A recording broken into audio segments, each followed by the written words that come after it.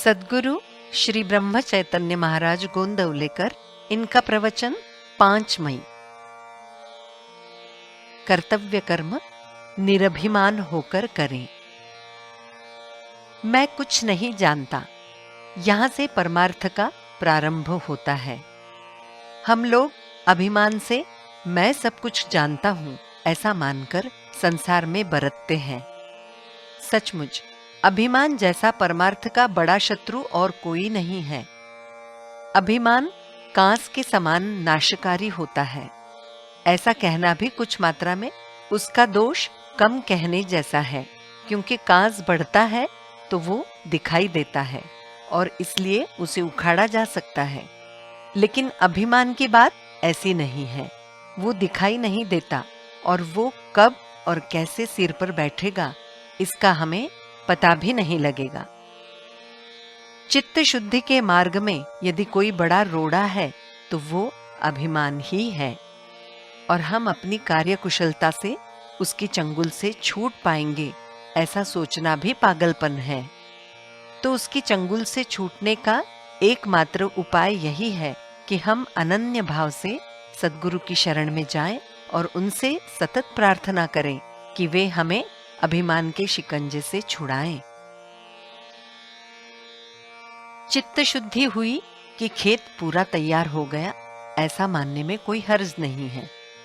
आगे प्रश्न ये है कि बोने के लिए अच्छा बीज हो।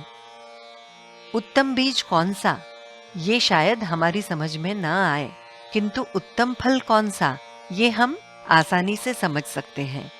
लेकिन अब हम ऐसा विचार करें कि जो फल मीठे होंगे वही हम बोएं। लेकिन ऐसा अनुभव आता है कि कुछ समय बीतने के बाद काल मर्यादा के अनुसार वो पेड़ नष्ट होता है और उससे फल मिलना बंद हो जाता है, और इसीलिए मन दुखी होता है।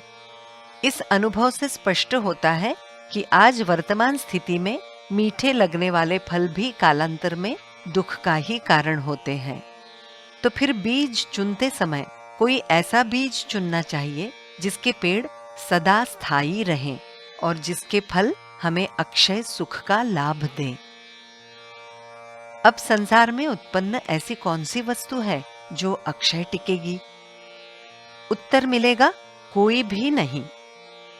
अतः ये मानना पड़ता है कि विनाशी फल की आशा से किया गया कोई भी कार्य हमें सुख की ओर नहीं ले जा सकता। इसलिए भगवान के सिवाय अन्य किसी भी फल की आशा न करके कर्तव्य कर्म करते रहें। यही सुख का मार्ग है और यही उत्तम बीज का बोना है। हम भगवान से सच्चे मन से प्रार्थना करें कि हे भगवान, ऐसी कृपा करो कि हम तुम्हारी भक्ति, तुम्हारी प्राप्ति के सिवाय और किसी भी फल की आशा से न करें। हमारा ये भाव निरंतर बना रहे।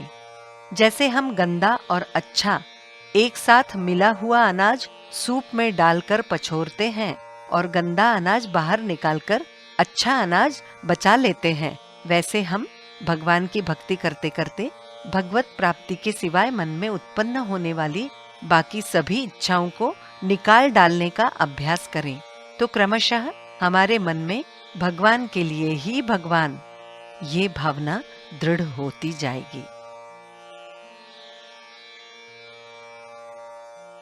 सच्चा सुख निरंतर टिकने वाला हो। जानकी जीवन स्मरण जय जय राम।